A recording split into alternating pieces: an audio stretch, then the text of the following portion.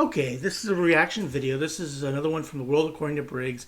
USA Unveiled, 10 Surprising Thoughts from Abroad. I'm guessing this is about, and I haven't seen the video, what people think about the United States from around the world. Now, you know, I've done similar things like this, differences between Europe and the United States and so forth. But I'm kind of curious to see what this is about. But, please click like, share, and subscribe for World According to Briggs, as well as for me. Just right down here, there's a nice little button there you can push and subscribe. I would really appreciate it, unless you think I'm a jackass and don't want to, which is, I think I'm a good guy, but that could be different for you. Whatever. Let's get down. But please subscribe. I would appreciate it. Okay, let's find out. Here we go.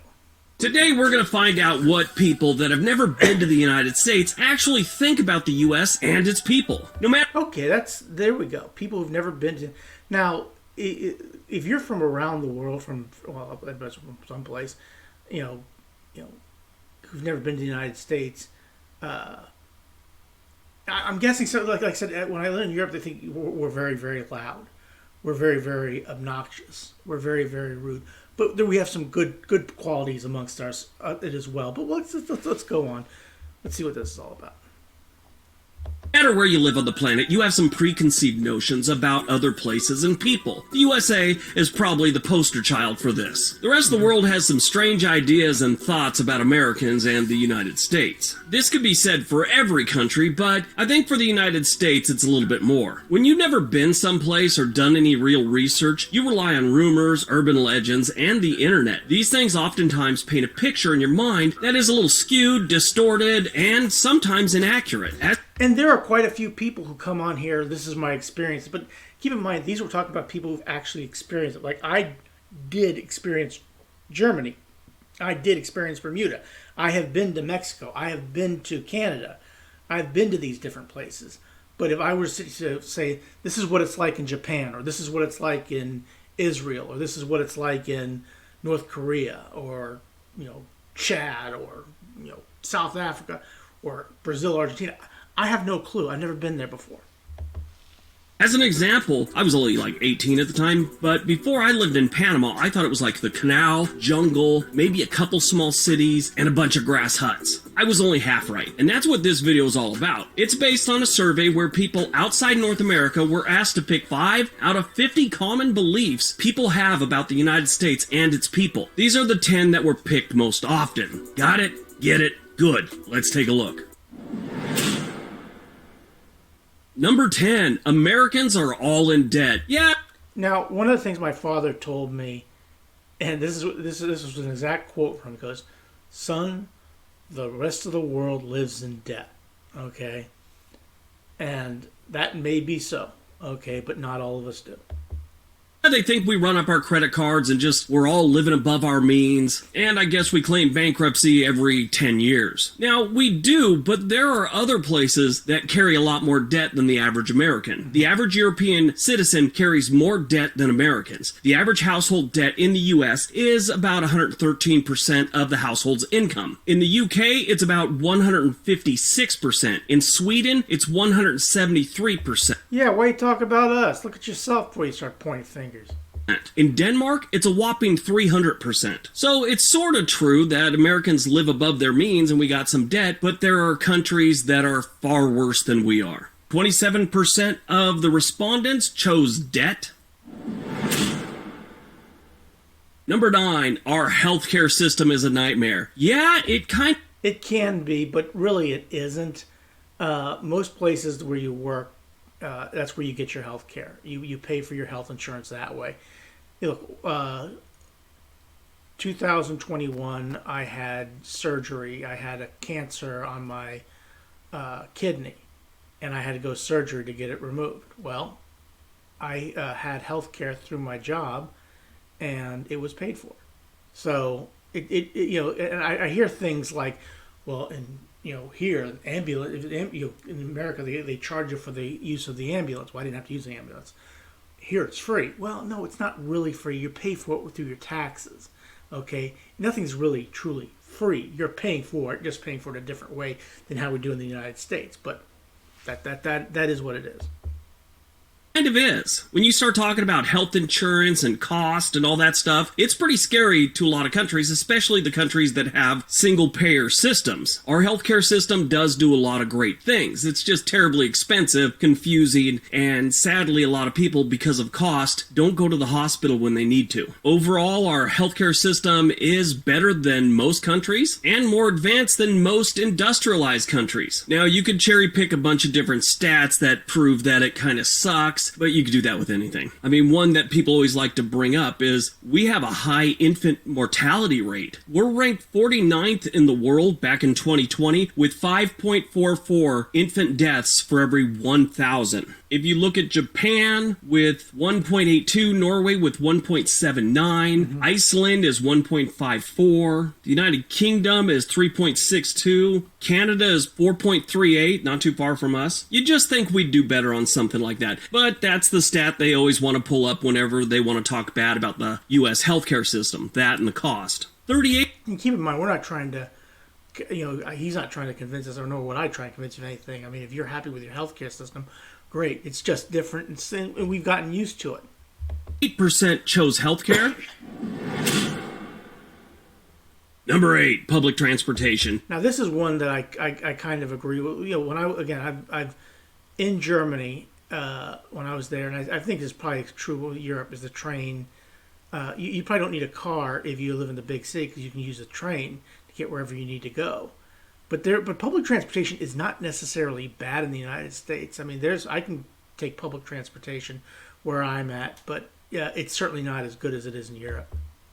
Now, this is a big one for Europeans, I'm sure. They have a great public transit system. While most other countries focused on trains and subways and ferries, we focused on roads and bridges. Don't get me wrong, we have a terrific highway system. But when you look at our public transit system, it's lacking. I mean, our best cities are probably only as good as the average European city. If you look at cities in Asia and most of Europe, you'll also see that people walk and ride bikes a lot more than we do here. And that's how this one got on the list. I just think most people that have never been to the United States think our public transit is kind of antiquated. And it really depends on where you are.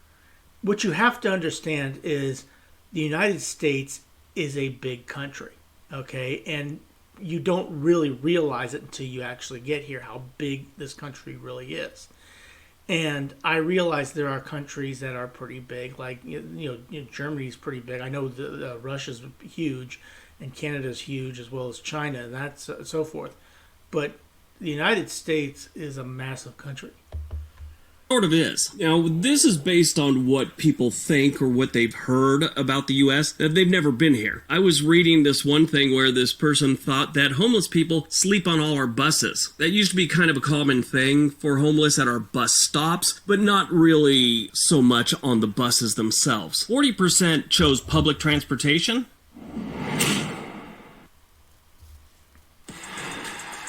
Your team, your town, your terms. Watch every game from anywhere.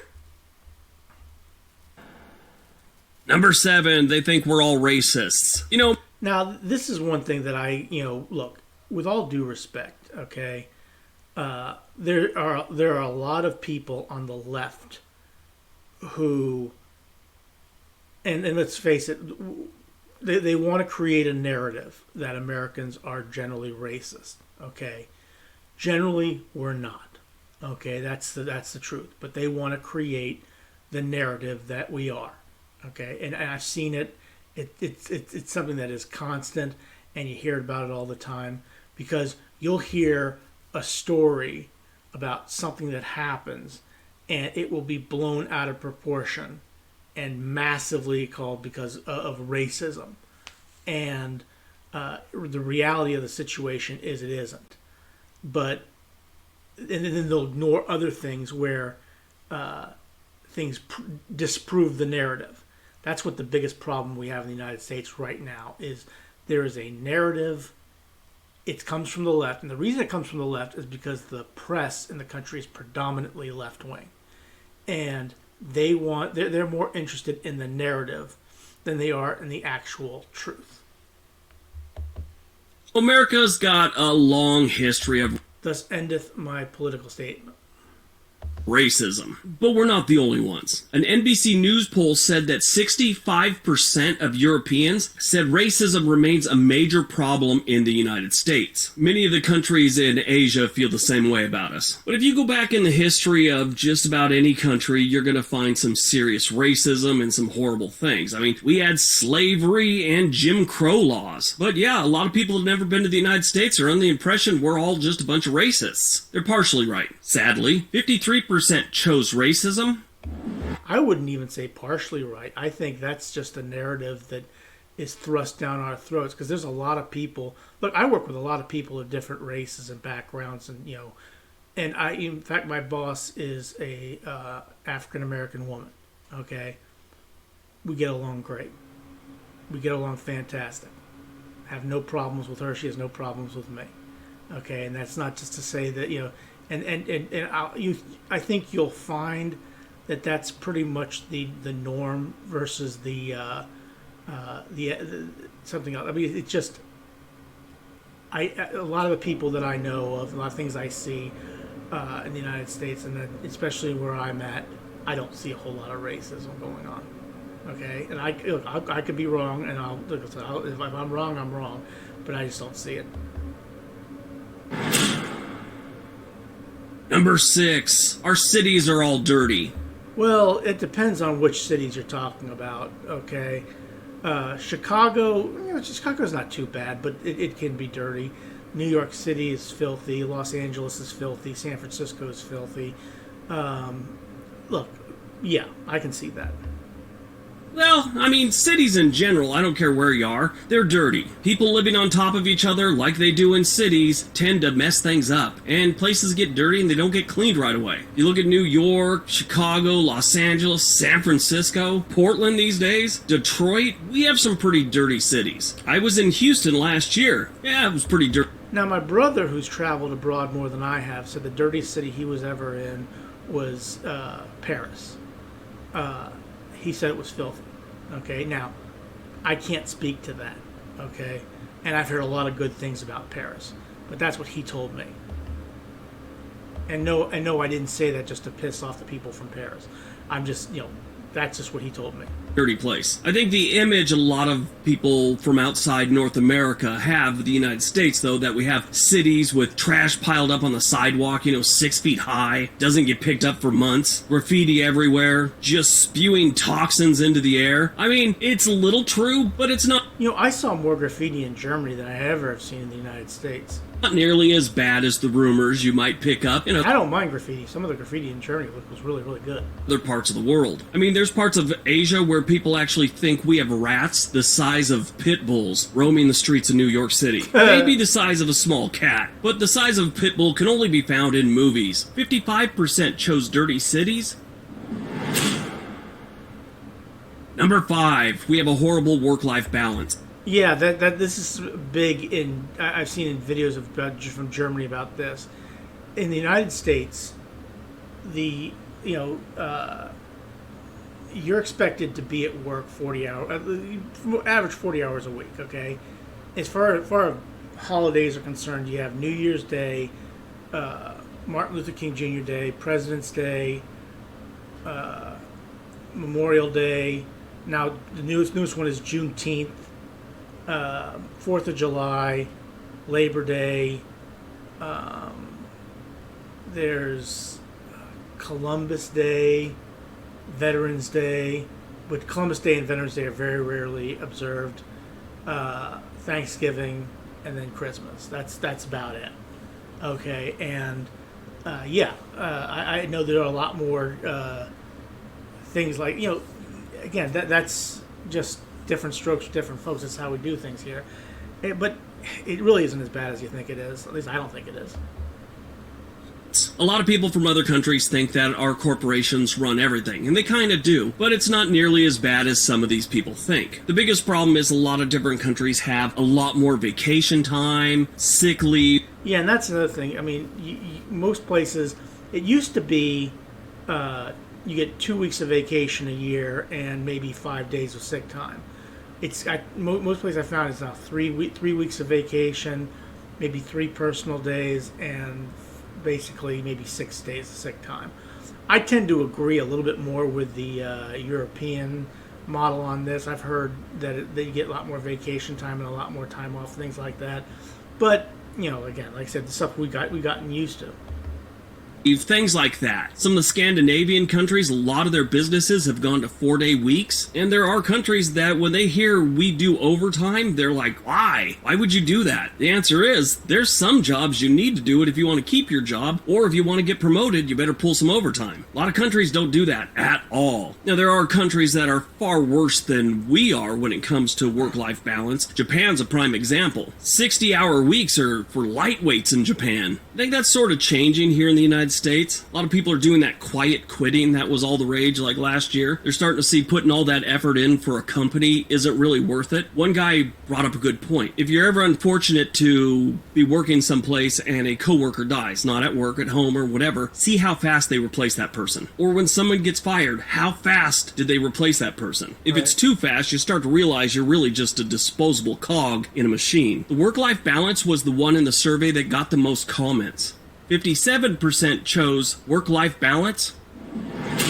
And I really can't, it's not that I can't see their point of view either, so. Number 4, all we think about is money. I'd say this is true for about 75% of the United States. Half of that 75% is just those people that are obsessed with. No, the people that are more obsessed with money are the government, okay? It may sound one-sided here, but I don't care. Okay, the Democratic Party believes that your money is their money and that they can spend your money better than you can.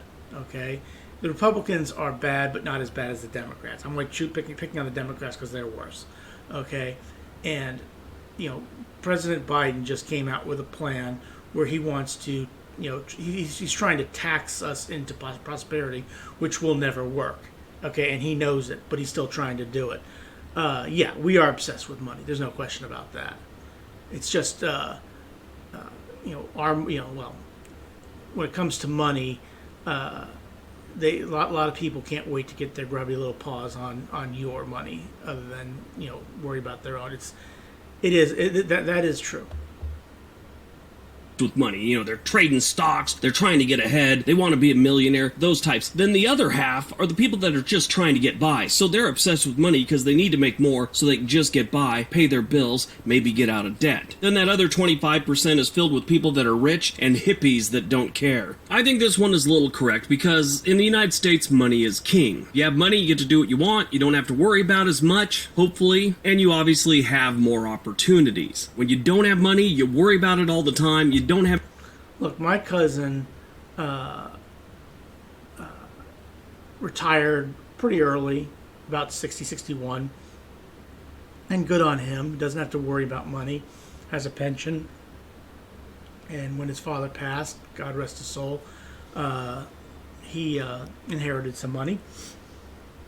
Nothing wrong with that, but he's also not obsessed with it. But it's money makes the world go around. It's what you need to survive in the United States. There's no question about it. That's why jobs are important. That's why good pay scale is important. Good job that pays well, that you can keep a roof over your head, is important. Have many opportunities and you don't get to do much stuff. A lot of people outside North America, and mostly I'd say European people, don't get why we really respect people for how much they make, what they own, and not really as much for who they are. Now that's not every American feels that way, obviously, but that is kind of a thing here in the US. 60% chose money obsessed. Some of these things that these people are thinking about are not too far off. I got to be honest. Okay, not completely correct, but just a little bit off the mark, but still not too far off the mark. Number 3, our obsession. Oh, hell no. Not even a little bit. Okay, not even a little bit. With celebrities. This one kind of freaks me out too. There's a certain portion of our population that they're obsessed with celebrities, and you don't really find it as much in other countries. And this goes way back. Americans have long been obsessed with entertainment and the people that are involved. Look, I've seen celebrities before, okay, and I could care less. They're no different from anybody else. The only thing is they're known more, okay? I enjoy entertainment as much as the next person. I mean, I'm trying to think of who's the biggest celebrity I've ever seen in person. Probably, well, I've seen Sir Patrick Stewart before. I was trying to think. Henry Winkler, I've seen. But I never didn't think too much about it. It was just okay. There they are. Big whoop.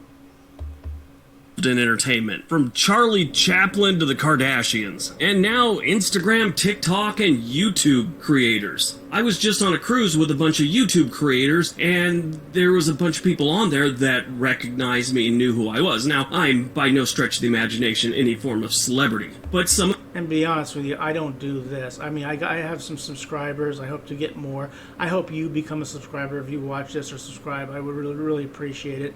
But I don't expect people to walk up if they recognize me. That's not why I do these videos. I do these videos to learn and to speak on them. I figured if I'm going to speak on these videos, I may as well share what my 2 cents, and then read the responses and tell me where I'm right or if I'm wrong. Some of the people that knew me stopped and they wanted selfies, things like that. Well, that was fine. Usually 5, 6, 7 people. But then people walking by that had no idea who I was started crowding around trying to figure out who I was because of their obsession with entertainers and things like that. They thought I was someone special when in reality I'm just some clown that talks into a microphone and travels. But the way we are about celebrities, you really don't see it that much in other countries. And Now, to be fair, I also say I'm a fan of Arsenal Football Club, as most of you know. And back in 2016, it was called the Stoke Hub Center. It's called something else now. I went there and I got selfies with some of the players, not just players from Arsenal. I mean, from Arsenal, I got guys like Peter Cech, Theo Walcott, who played for him at the time, Grant Xhaka, and a few others, and even got Claudio Ranieri as well, because he was there with Leicester. But so I mean, I certainly have some selfies of some famous people or famous sports celebrities, or at least from Arsenal Football Club and from Leicester Football Club. But I'm not obsessed with those. I thought they were pretty nice, but I'm not obsessed with them. it's not by mistake, it's by design. If we're obsessed with celebrities, we buy what they're selling. Now, I'm not trying to say that other countries, like in Europe and Asia or wherever, are immune to this. They do get a little crazy about their sports stars, but nothing like we do here in the United States. I think we're a little calmer about our celebrities than they are, but when it comes to movie stars, TV stars, and the like, we're a little strange compared to these other countries. And they think it's kind of weird. That's why it's number 3 on this list. 60% chose celebrity obsession. Number 2, the political division. Yeah, the political division has actually gotten a lot worse. And I may have sounded a little political in but when I was growing up, if you were a Republican and a Democrat, you may have agreed to disagree, but that was it. But the political division has gotten a lot worse. If you are a conservative, you are not going to get a fair shake from the left.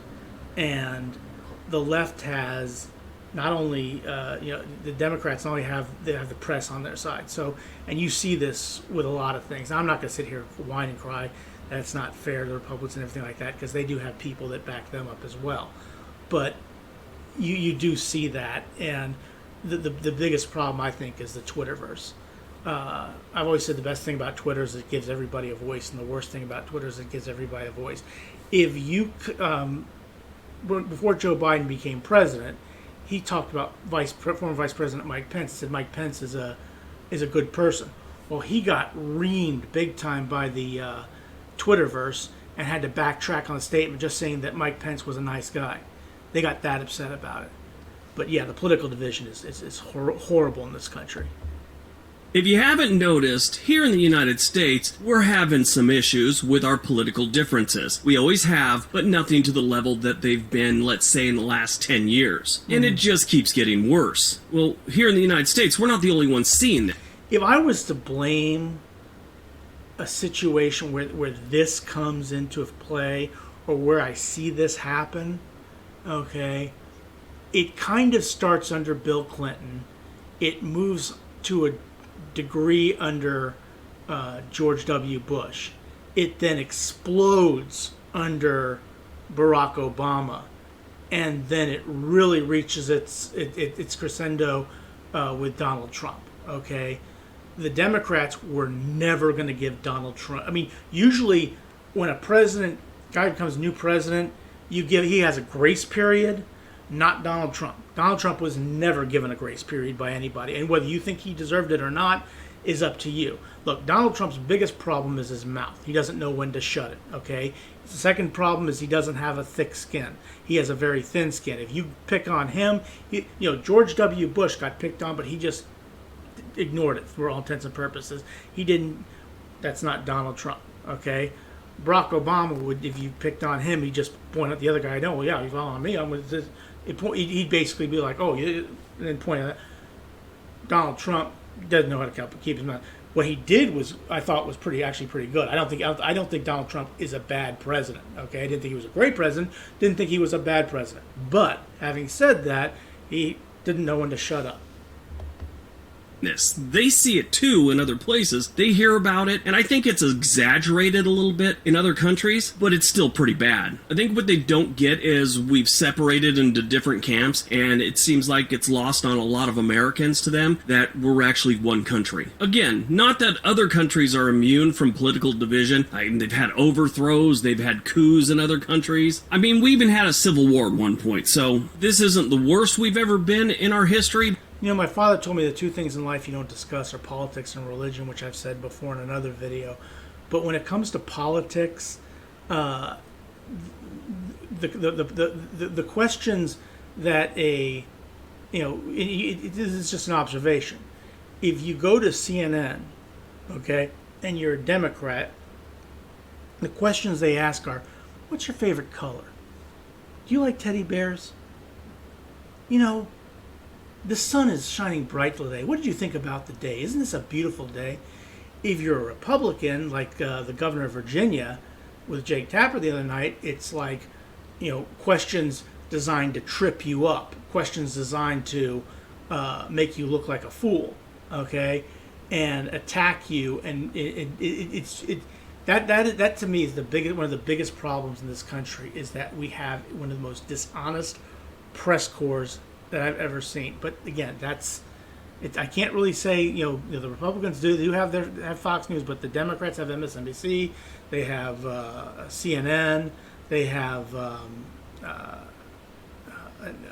other channels that are just, you're not getting a fair shake if you're a Republican. But like I said, Democrats, as far as the press is concerned, that's just an observation on my part. Okay, I don't care what your political beliefs are. I really, really don't.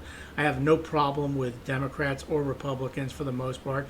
I may not agree with everything they say. In fact, one of my best friends and I tend to agree politically, but we get into arguments all the time because he sees things one way and I see things another. And I think that's what makes it awesome. But it's pretty bad. But it can be a pain in the ass too. Right now, and it's hitting all the press everywhere. I don't know if any of you remember, but there was a time that we could actually talk about politics to each other, and that was in the 1980s, early 1990s. You could do that, okay, but not with social media has really killed that, and really the people on Twitterverse, they are just the worst of all time. Okay, I'm talking about the average person just tweets, they saw their a bunny cross the street, and it was awesome. I'm talking about the morons who, like, if I had the audacity to say that I thought, Donald Trump was a decent president, you get ripped a new one for that. Share our view. All of a sudden, I become a racist. All of a sudden, I become a sexist. I become the most evil person on the planet. Use and not lose friends. Dana White, who's the president of the UFC, he sat down with Tucker Carlson not too long ago, and he said the most amazing thing. They were talking about politics, and he said, I didn't vote for Biden, but he's the president of the United States, and I'm an American, so he's my president. Then he said, I don't hate or dislike anyone who voted for Biden. Then he said that if you're the type of person that hates or dislikes someone for who they voted for, shows me exactly what type type of person you are, and I don't want to know you anyway. Yeah, and probably got ripped a new one for even saying that. Okay, if I had the audacity to get on here and tell you who I voted for or why I voted for him or something like that, and it gets a poll up the keister, then I get ripped a new one. Okay, that's just the way it is. And I'm not necessarily a public figure by any stretch of the imagination. I'm just somebody on YouTube with their own channel, which is a small channel. Like I hope you subscribe and get me new ones. But yeah, that he probably gets ripped a new one for that one, just for saying having. Now, if he said he didn't vote for Trump and the same thing the opposite way, he would be treated a lot differently. And it's not because of who you voted for, how you carry yourself. He finished it off with, who you vote for and how you live your life means nothing to me. It's a free country. You could do what you want. You could live how you want. It's none of my business. In reality, that's how it should be. I mean, Dana White said it perfectly. But a lot of other people in a lot of other countries see how we're acting right now, and they're kind of, yeah, that's why I wouldn't live there. It's too volatile. Yeah. And I said, it is a problem. It's not as big a problem. You don't run into this all the time, okay? That's why I avoid it for most part of my video. That's why my, this channel that I'm on isn't, attacking. I've done a little bit of politics, but not a whole lot, and for obvious reasons. 2% chose political division. Alright, before we get to number 1, don't forget we have another channel called On This Day. There's a link for that channel below. Please go over and subscribe. Alright, on to number 1. And number 1, gun violence. Okay, and this is another one that I think is a little bit overblown, but I want to hear what he says first. Yes, most other countries have a problem with our gun violence. We have a lot of it, and it's kind of bad. Compared to other countries that aren't at war or something like that, our gun violence is a little ridiculous. Now, I'm not anti-guns. I own guns. I was in the military. We just have a lot of gun violence, and the worst part about it is, it hits the press daily, and that press gets over to other countries, and they see it, and it looks really bad, and they think we're basically war-torn wasteland of people shooting each other. Again, this also depends on where you are, okay? If you're on the south side of Chicago, yes. If you're in places like South Central Los Angeles, if you're in places like, there are crime-infested areas in the United States of America, but the majority, I would say, that you're talking as far as gun violence, as far as things like that, where everybody's shooting everybody else and the gun violence, that's very, very minor. I've been in this country all my life, okay? With the exception of 4 years in Bermuda when I was a little kid, and the brief times I was in Canada, brief time I was in Germany and Mexico, I have never, ever seen any gun violence in the United States of America. Never seen any of it, okay? And I've been to 40 of the 50 states. Is it a problem? Yes. Does it happen? Yes. Okay. But it really depends on where you are. In the street over parking spots. Not saying that hasn't happened, but I think they get the feeling that type of stuff happens every Yeah, people don't shoot each other over parking spots. single day. We do have shootings every day, but not over parking spaces. Now, obviously, there's a lot more that goes into this, and I'm skirting the real facts about this because I don't want to get demonetized. 90% of the respondents picked gun violence. Yeah, that's also another thing.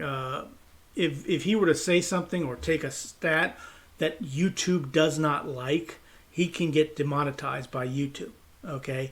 You have to walk on eggshells when you're dealing with YouTube because they, have their own little beliefs as well. Certain things you can say, certain things you can't say. And that's, that falls in the political narrative.